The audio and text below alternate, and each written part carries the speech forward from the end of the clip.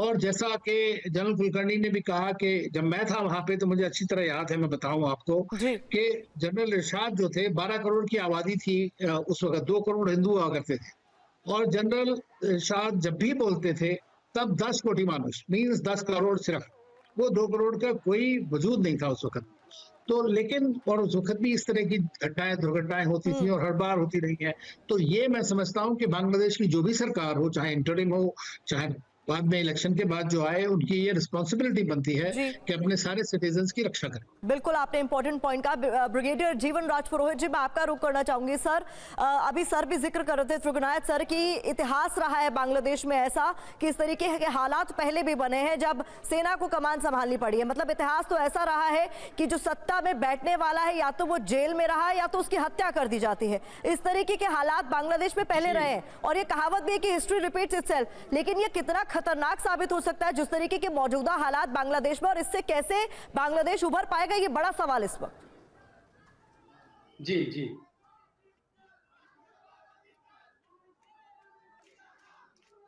जी, आप बिल्कुल ठीक बोल रहे हैं।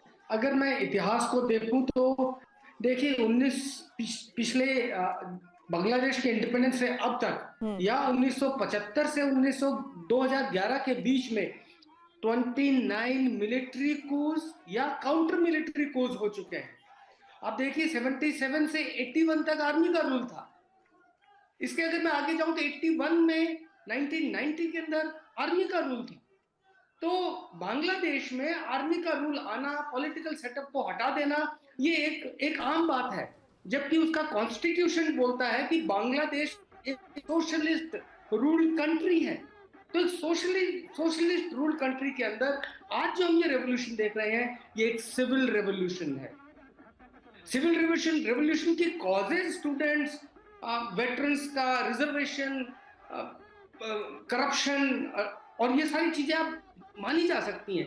लेकिन वहां से ध्यान हटा करके हिंदूज की तरफ जाना, माइनॉरिटीज की तरफ जाना, 100 से ज्यादा उनकी दुकानें और मंदिर जलाए जा चुके हैं। 10 से ज्यादा मंदिरों को तोड़ा जा चुका है। लोग सफर कर रहे हैं। उनकी अवामी लीग के अपने आप 29 जो एमपी टोटल मारे गए हैं, उनमें से 2 अवामी लीग के अपने एमपी हैं। और इतने हिंदुओं के मारे जाने के बाद भी अगर हम चुप रहे, और श्री जयशंकर जी ने अपना स्टेटमेंट दिया है कि हम मॉनिटर कर रहे हैं, वो मॉनिटरिंग अलोन से मैं समझता हूं बात नहीं बनेगी। अभी हमको बहुत मैच्योर्ड नेशन के नाते, साउथ एशिया के अंदर प्रोमिनेंट नेशन के नाते उस लेवल पर ऑपरेट करना पड़ेगा ताकि हम अपने हिंदू भाइयों को वहां बचा सकें। जब भारत इस काबिल है कि कुवैत में फंसे हुए, इजिप्ट में फंसे हुए, वेस्ट एशिया के अंदर फंसे हुए भारतीयों को निकाल करके ला सकता है, तो मैं समझता हूं कि भारत इस काबिल है कि बांग्लादेश में भी दुविधा में जो हिंदूज हैं उनको बचाया जा सकता है। डिटेल जन साहब ने और अनिल सर ने बहुत अच्छे से समझाई है। अभी वक्त है कि एक्शन करने का, और थर्सडे को जो इंटरिम गवर्नमेंट बनेगी उसके साथ कोऑर्डिनेट करके व्यवस्था बहाल करने की तुरंत जरूरत है। रिलीजियस माइनॉरिटी कम्युनिटीज को बचाने की अति आवश्यकता है। हमारे जो इंपॉर्टेंट पॉइंट हिंदूज हैं, इनको बचाने की अति आवश्यकता। बड़ी इंपॉर्टेंट पॉइंट आपने रखे और इस पर विस्तार से और आगे चर्चा करें उससे पहले थोड़ी देर पहले हमारे सहयोगी मनीष झा ने बांग्लादेश की सुप्रीम कोर्ट से एक ग्राउंड रिपोर्ट भेजी है। वहां के हालात क्या, जरा देखिए। पर सुप्रीम कोर्ट के ठीक सामने से TV9 आपको तस्वीरें दिखाने की कोशिश कर रहा है। दुनिया भर में लोगों ने यहाँ बांग्लादेश के छात्रों का प्रदर्शन देखा था और उसी प्रदर्शन का नतीजा था कि 5 अगस्त को शेख हसीना को यहाँ से जाना पड़ा और उसके बाद अब सुप्रीम कोर्ट के चीफ जस्टिस के इस्तीफा की मांग आई और उसको लेकर यहाँ पर लगातार आप देखिए कि यहाँ पर जो प्रदर्शन हो रहा है और जिसका परिणाम ये है कि सुप्रीम कोर्ट के चीफ जस्टिस ने भी इस्तीफा दे दी है, ये बात कही जा रही है। तो एक और सफलता अगर आप कहें तो यहाँ पर है। देखिए पिछले कई घंटों से हम अलग अलग जगह पर जा रहे हैं, ढाका के अलग अलग लोकेशन पर जा रहे हैं। एक अलग तरह की तस्वीर यहाँ पर आपको सामने दिखाई देगी। बीते कई दिनों के बाद आज आपको दिखेगा कि सड़कों पर सेना मौजूद है, लेकिन सब कुछ चाहे वो ट्रैफिक हो या दूसरी और तमाम तरह के लॉ एंड एडमिनिस्ट्रेशन से चीज़ें, वो स्टूडेंट्स खुद हैंडल कर रहे हैं और सब एक दूसरे के साथ कोऑर्डिनेट करके हैंडल कर रहे हैं। तो एक तरफ जहां वो कानून व्यवस्था को संभाल रहे हैं, वहीं दूसरे तरफ जो उनकी मांग है या जो बांग्लादेश में रिफॉर्म्स को लेकर उनकी मांग सब थी, उनको चलते हुए, और इस वक्त ये खबर आ रही है कि चीफ जस्टिस ने रिजाइन कर दिया। तो अभी कब तक आप लोगों का प्रोटेस्ट चलेगा? हमें सुना बट ऑफिशियल नहीं सुना, ऑफिशियल सुना मगर नहीं सुना है ऑफिशियल। तो यहाँ पर जो आप लोग हैं, क्या क्या मांगे हैं आप लोगों की? हमारा मांगना है हसीना का फुल जुडिशियल रिजन करना है। लगातार देखिए, लगातार लोगों की भीड़ भी आती है और इनके बीच का कम्युनिकेशन भी है, कोऑर्डिनेशन भी है, लेकिन इनके साथ ही देखिए बांग्लादेश से जो तस्वीरें पूरी दुनिया ने देखी, जिस विरोध प्रदर्शन के बाद शेख हसीना को गद्दी छोड़नी पड़ी, उसके बाद अब सुप्रीम कोर्ट के चीफ जस्टिस को भी रिजाइन करना पड़ा है। लेकिन अभी भी छात्र इंतजार कर रहे हैं जब आधिकारिक तौर पर इसका कंफर्मेशन भी मिल जाए, और इस वक्त ढाका की एक और ये तस्वीरें आपको दिखाई देगी।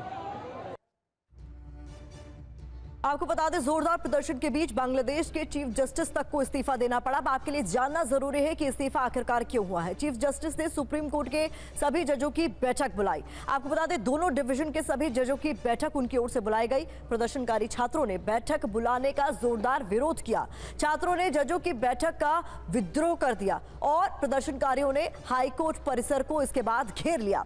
हाईकोर्ट परिसर को बंद करने का भी ऐलान इस बीच कर दिया गया। जानकारी सामने आई, छात्र नेता ने चीफ जस्टिस का इस्तीफा मांगा। घेराव के बाद चीफ जस्टिस के इस्तीफे का ऐलान हुआ। शेख हसीना के करीबी माने जाते हैं उबैदुल हसन, जिन्हें इस्तीफा देना पड़ा इस प्रदर्शन के मद्देनजर। मंजू मैम हमारे साथ जुड़ी हुई है, मैं उनका रुख करना चाहूंगी। मंजू जी, जिस तरीके के हालात बांग्लादेश में बने हुए हैं और हम लगातार चर्चा भी कर रहे हैं, ऐसे में मोहम्मद यूनुस के लिए भी चुनौतियां कई सारे होने वाली हैं। कट्टरवाद से लड़ना, लोकतंत्र को बचाए रखना, शांति बहाली करना, विश्वास बहाली करना, किस तरीके से आप देखते हैं इन चैलेंजेस को?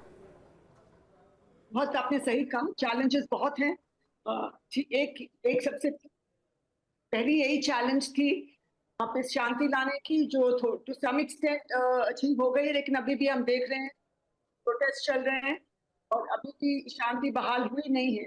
सबसे पहले वहाँ पे नॉर्मलसी लाना है, फिर उसके बाद जो सरकार है उसको गवर्नेंस के ऊपर फोकस करना पड़ेगा। लेकिन ऐसे लग रहा है कि इस वक्त फोकस है कि जितने भी अवामी लीग और former prime minister Sheikh Hasina के जो अपॉइंटीज थे, चाहे कोर्ट में हो चाहे सरकार में हो, जहाँ जहाँ थे, उनको सबको सबसे पहले हटाने के ऊपर फोकस कर रहे हैं। और अभी गवर्नेंस पे इतना फोकस आया नहीं है। लेकिन और सेकंड पॉइंट है कि इलेक्शंस का एक रोड मैप उनको बनाना पड़ेगा, जो अगेन बहुत मुश्किल है। और कट्टरपंथियों को रेन इन करना भी एक बहुत मुश्किल है, क्योंकि उनको वो इस वक्त मानने को तैयार नहीं। उनको लग रहा है ये हमारी विक्ट्री है।